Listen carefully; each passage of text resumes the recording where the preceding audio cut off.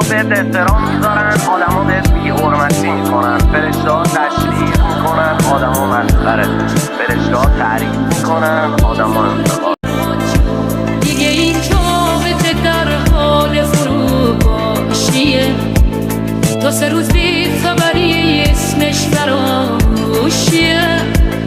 تو بری من باید از خونه بوی شهر برم، کجا از دست غمت فرار کنم در برم. دیزه لبنتی بیگونه حق دادنی و گرفتنی نیست، حق معلوم است و محفوظ و به دست آوردنی. حق لیاقت است، آمدنی نیست، رسیدنی است.